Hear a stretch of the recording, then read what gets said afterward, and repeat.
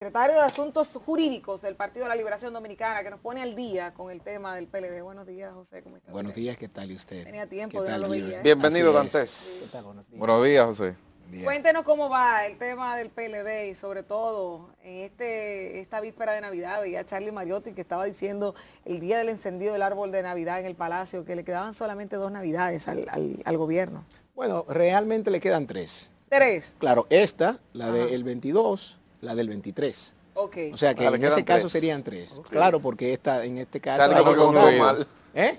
Charlie como que contó mal. No, lo que pasa O es loco es, porque quiere que se vayan. no, lo que pasa es que él quizás esta no la había contado porque entendía que... Pero entonces que si ya le estaba. quedan 3 Navidades, contando esta al partido actual de gobierno, el PRM, ¿quién sustituiría eso en el 24? Porque está la disputa en la oposición de la Fuerza del Pueblo con un Leonel que viene creciendo fuerte y el PLD que ahora tiene otra candidata, Karen Ricardo, que se lanzó también. Precandidata. Precandidata, En perdón, este sí. caso. Realmente ya ahí vamos a ver, dependiendo de cuáles finalmente sean los escogidos, si nosotros estamos claros que en los otros partidos ya tienen predeterminados quiénes van a ser. Claro. En el caso nuestro nos encontramos en un proceso de socialización en cuanto a los aspirantes a la precandidatura presidencial, porque hay algo que se debe tener claro es que todo este proceso que han iniciado varios de los compañeros es un proceso de promover sus aspiraciones a una precandidatura a lo largo y ancho del país. Un posicionamiento,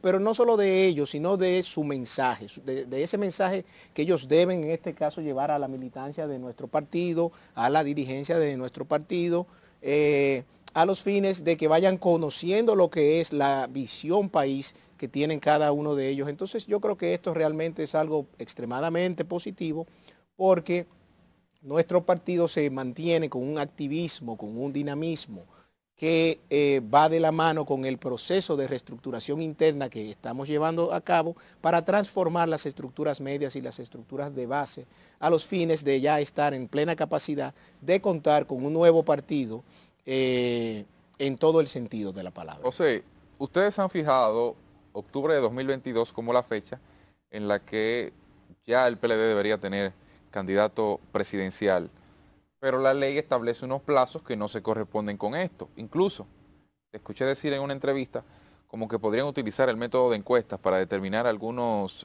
candidaturas. Me gustaría que explicaras en detalle cuál sería el mecanismo a utilizar sin que riña la ley y sin que se puedan ver afectados los precandidatos, no solo en el nivel presidencial, sino también en otros niveles.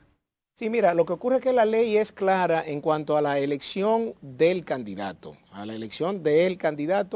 y da un plazo para la elección de los precandidatos, ¿no? Que es en julio del 23 y de julio del 23 a octubre del 23, entonces ya se deberían llevar a cabo los procesos internos en los partidos o con las primarias a los fines de elegir a un candidato. No hemos aquí planteado la elección de un candidato o candidata en el 22, sino escoger un aspirante que represente la precandidatura para inscribirla, presentarla, aprobarla oficialmente como manda la ley en octubre del 23. Ustedes pueden contar con la certeza de que nuestro partido va a hacer un proceso de selección que cumpla con lo que dice la ley 3318, porque somos respetuosos de la Constitución y de las leyes dominicanas. Entonces, ¿qué es lo que estamos explorando?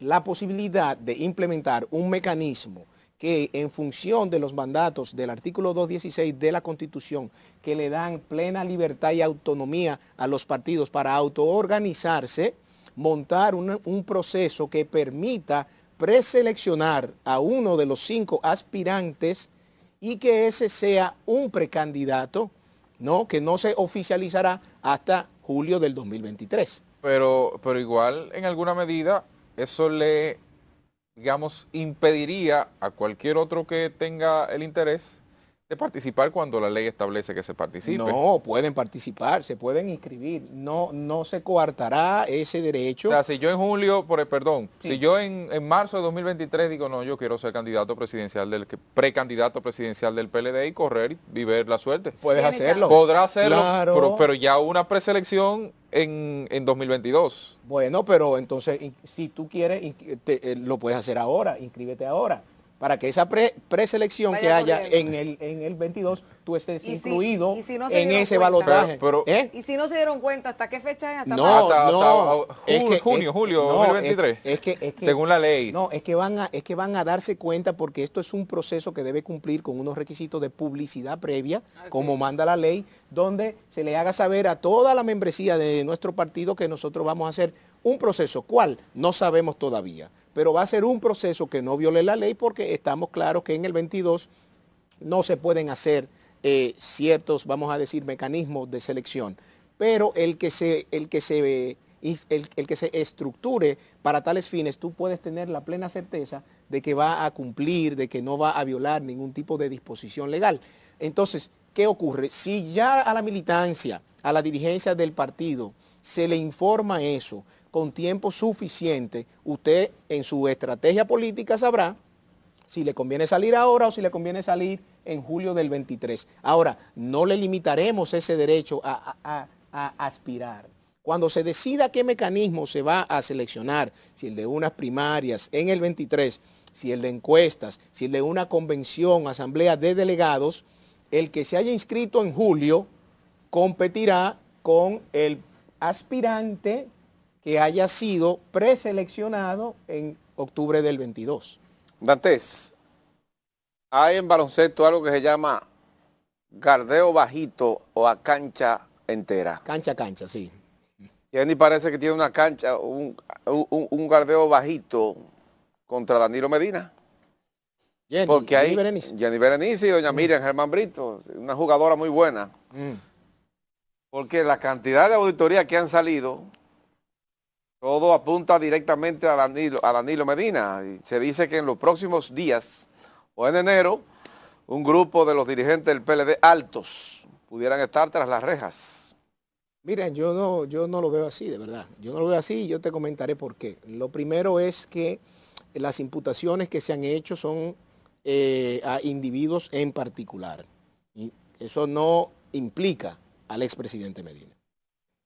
Número uno. Número dos, como la misma procuradora ha dicho en cartas, en declaraciones, la tesis del Ministerio Público no es palabra de Dios. Es una versión de las partes que debe ser sometida a un contradictorio en un tribunal. Entonces, es en un tribunal que se determinará la inocencia o la culpabilidad, la participación real o no de los procesados en los hechos que se les imputan. Entonces, por otro lado, la Cámara de Cuentas ha ido haciendo público unos informes preliminares, pero esos informes tienen que ser sometidos al principio de contradicción. ¿Qué quiere esto decir?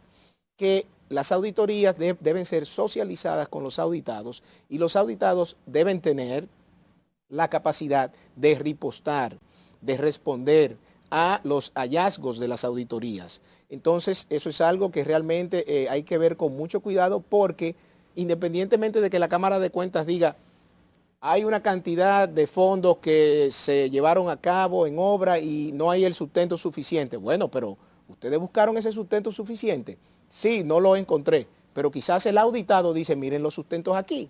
Entonces, ya esa tesis, esa teoría se cae. Todo el que es contable sabe bien que usted muy bien puede identificar prima facie una serie de cosas que tú dices, bueno, aquí falta esto, aquí falta aquello.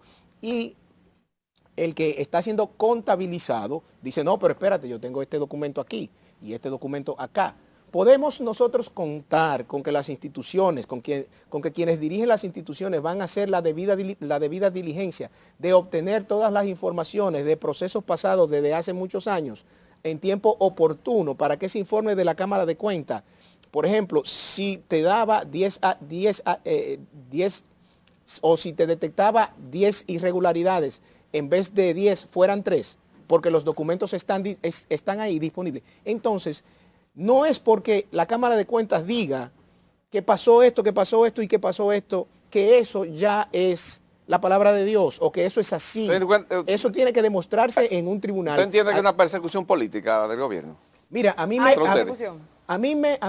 me preocupa desde hace meses. Yo he estado viendo el accionar de este Ministerio Público y no me queda duda que lo que se está dando aquí es el uso de la justicia como un arma política. ¿Por qué te lo digo? Porque cuando tú te vas y analizas los procesos que se han iniciado, que se han desarrollado, los allanamientos, los arrestos, coincidencialmente siempre pasan en un momento en que el gobierno está en una crisis, o en una crisis de popularidad, una crisis con la opinión pública, o en una presión por las redes sociales. Pero cuando aparte de un proceso que tú me dices a mí que está blindado, si está blindado, ¿por qué tú tienes que pedir 4 meses de prórroga? Si tú tienes un camión de prueba, ¿por qué razón tú tienes que hacer un aparataje?